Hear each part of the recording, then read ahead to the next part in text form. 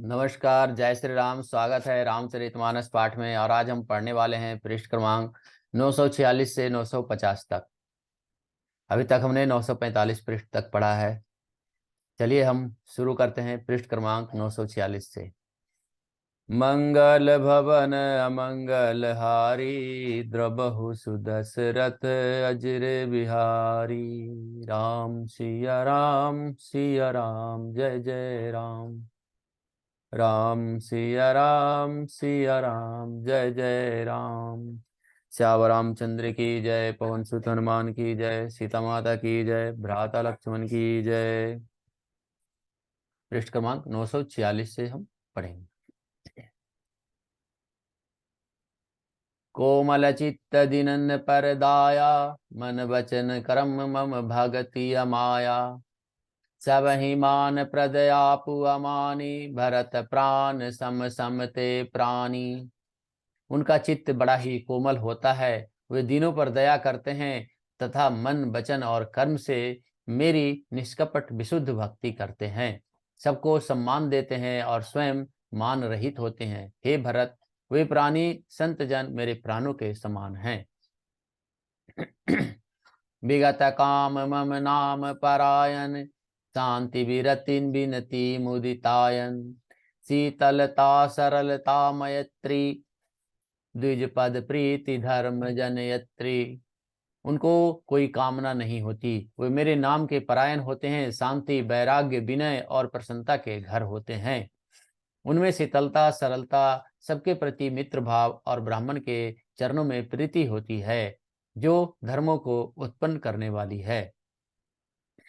ए सब लक्षण बसहि जासूर, जाने उतात संत संततपुर। समदम नियम नीति नहीं डोलही, परुष बचन कबहू नहीं बोलही। हे तात, वे सब लक्षण जिसके हृदय में बसते हो उसको सदा सच्चा संत जानना।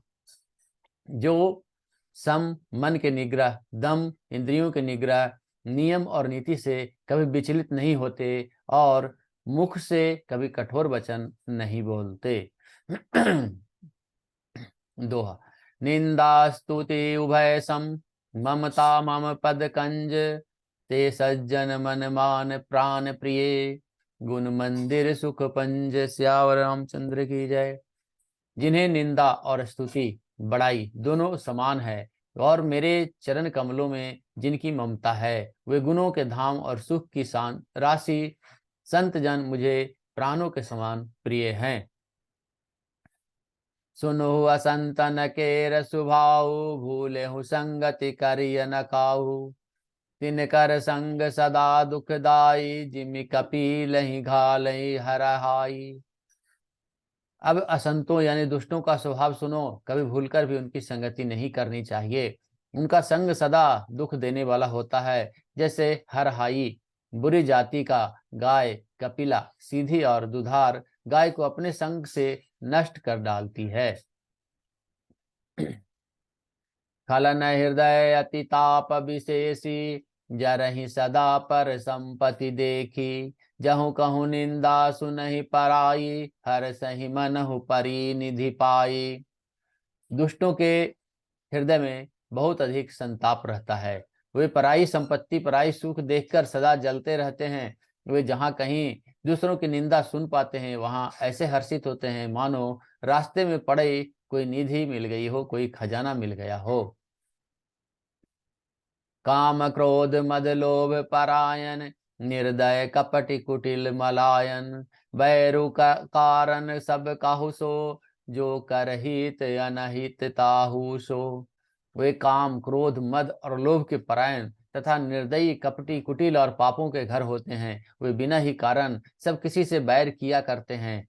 जो भलाई करता है उसके साथ भी वे बुराई करते हैं। झूठ ही लेना झूठ ही देना, झूठ ही भोजन झूठ चबेना। बोल ही मधुर बचन जिमि मोरा, खाई महाई हृदय कठोरा।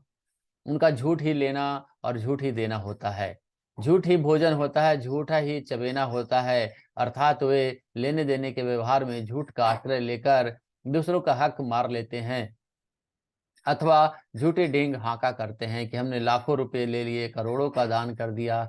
इसी प्रकार खाते हैं चने की रोटी और कहते हैं कि आज खूब माल खाकर आए, अथवा चवेना खाकर चबाकर रह जाते हैं और कहते हैं कि हमें बढ़िया भोजन से वैराग्य है इत्यादि। मतलब यह कि वे सभी बातों में झूठ ही बोला करते हैं। जैसे मोर बहुत मीठा बोलता है परंतु उसका हृदय ऐसा कठोर होता है कि वह महान विषैले सांपों को भी खा जाता है, वैसे ही वे भी ऊपर से मीठे वचन बोलते हैं परंतु हृदय के बड़े ही कठोर होते हैं, निर्दयी होते हैं। दोहा। पर द्रोही पर दार रत, पर धन पर अपवाद, ते नर पावर पाप में देह धरे मनुजाद। श्यावर रामचंद्र की जय। वे दूसरों से द्रोह करते हैं और पराई स्त्री, पराई धन, पराई निंदा से में आसक्त रहते हैं। वे पामर और पापमय मनुष्य नर शरीर धारण किए हुए राक्षस ही हैं। लोभहि ओढ़न लोभहि डासन, शिस्रोदर पर जमपुर त्रासन। काहू की जौ सुनई बड़ाई, श्वास ले ही जनु जूड़ी आई। लोभ ही उनका ओढ़ना होता है, लोभ ही उनका बिछौना होता है, अर्थात लोभ ही से वे सदा घिरे हुए रहते हैं। वे पशुओं के समान आहार और मैथुन के ही परायण होते हैं। उन्हें यमपुर का भय नहीं रहता, उन्हें भय यमपुर का भय नहीं लगता। यदि किसी की बड़ाई सुन पाते हैं तो वे ऐसे दुख भरी सांस लेते हैं मानो उन्हें जूड़ी आ गई हो। जब काहू के देखहि विपति, सुखी भये मानहु जग नृपति। स्वार्थ रत परिवार विरोधी, लंपट काम लोभ अति क्रोधी।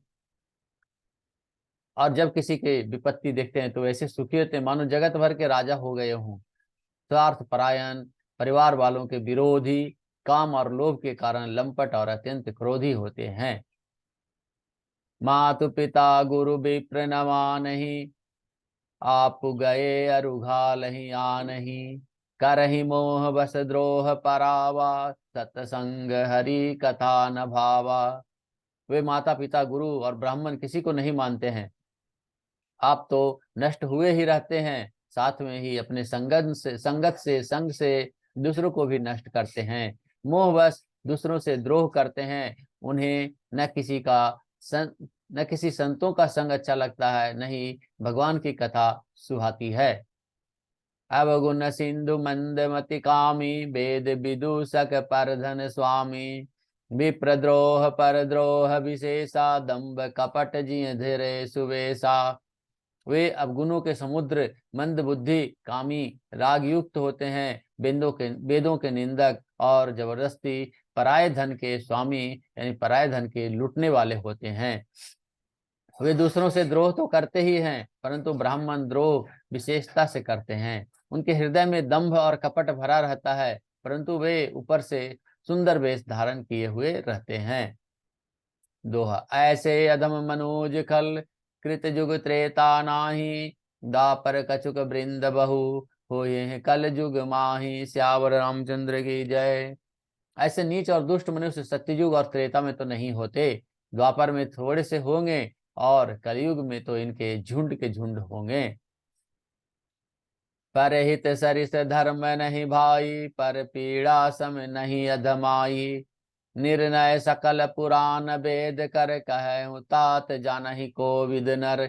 हे भाई, दूसरों की भलाई के समान कोई धर्म नहीं है और दूसरों को दुख पहुंचाने के समान कोई पाप नहीं है, कोई नीचता नहीं है। हे तात, समस्त पुराणों और वेदों का यह निर्णय निश्चित सिद्धांत मैंने तुमसे कहा है, इस बात को पंडित लोग जानते हैं। नर शरीर धरिजे पर पीरा, करहित सहि महाभव भीरा। करहि मोह बस नर अघनाना, स्वार्थ रथ पर लोक नसाना। मनुष्य का शरीर धारण करके जो लोग दूसरों को दुख पहुंचाते हैं उनको जन्म मृत्यु के महान संकट सहने पड़ते हैं, परंतु मोहवश स्वार्थ परायण होकर अनेकों पाप करते हैं, इसी से उनका परलोक नष्ट हुआ रहता है। काल रूप तिन कह मैं भ्राता, शुभ अशुभ कर्म फल दाता। अस विचार जे परम सयाने, भजहि मोहि संतत दुख जाने। हे भाई, मैं उनके लिए काल रूप हूँ, भयंकर हूँ, और उनके अच्छे और बुरे कर्मों का यथा योग्य फल देने वाला हूँ। ऐसे विचार कर जो लोग परम चतुर हैं, वे संसार के प्रवाह को दुख रूप जानकर मुझे ही भजते हैं। त्यागहि कर्म शुभाशुभदायक, भजहि मोहि सुर नर मुनि नायक। संत असंत के गुण भासे, ते पर परहि भव जिन लखि राखे। इसी से वे शुभ अशुभ फल देने वाले कर्मों को त्याग कर देवता, मनुष्य और मुनियों के नायक मुझको भजते हैं। इस प्रकार मैंने संतों और असंतों के गुण कहे। जिन लोगों ने इन गुणों को समझ रखा है, वे जन्म मरण के चक्कर में नहीं पड़ते हैं। दोहा। सुनहु तात मायाकृत, गुण अरु दोष अनेक। गुण यह उभय न देख यही, देखहि सो अविवेक। सियावर रामचंद्र की जय। हे तात, सुनो, माया से रचे हुए ही अनेक सब गुण और दोष हैं। इनकी कोई वास्तविकता सत्ता नहीं होती है।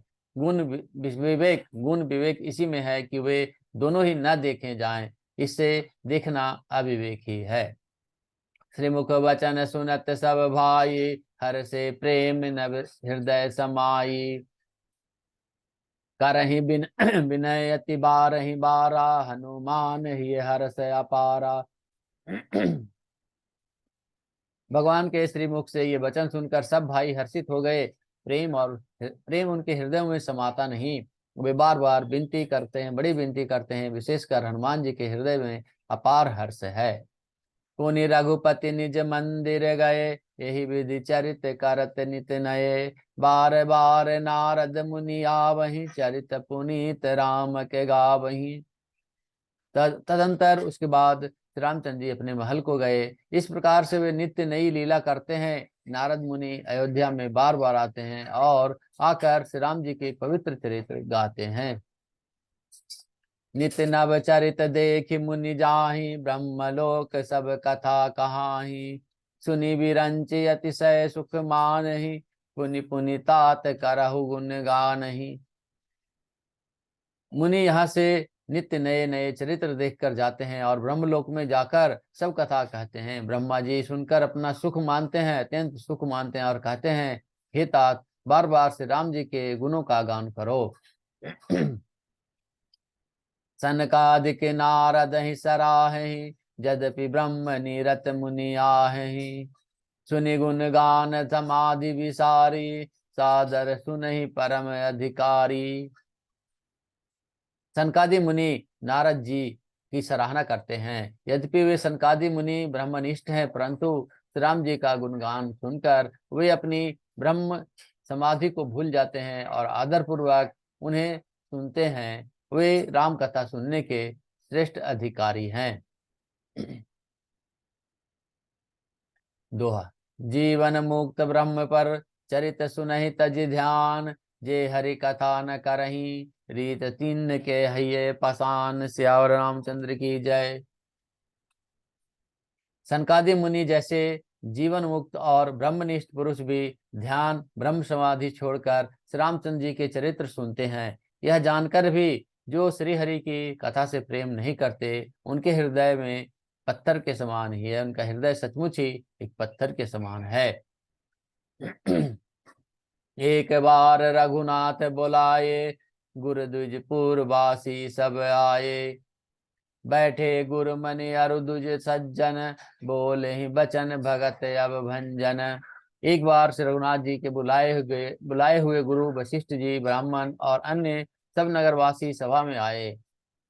जब गुरु मुनि, ब्राह्मण तथा अन्य सब जन यथायोग बैठ गए, तब भक्तों के जन्म मरण की मिटाने वाले श्री रामचंद्र जी वचन बोले।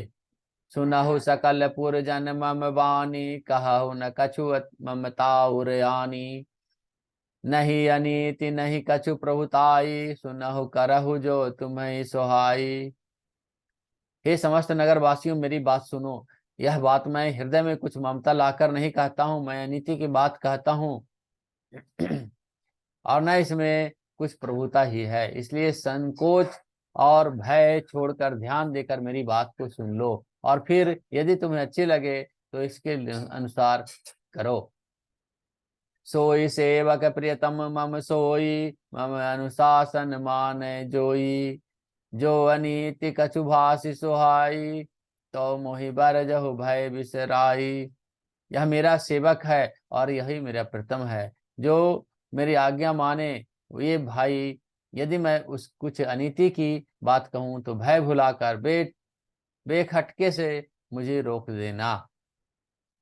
बड़े भाग मानुष तन पावा, सुर दुर्लभ सब ग्रंथ ही गावा। साधन धाम मोक्ष कर द्वारा, पाप न जहि पर लोक सुधारा।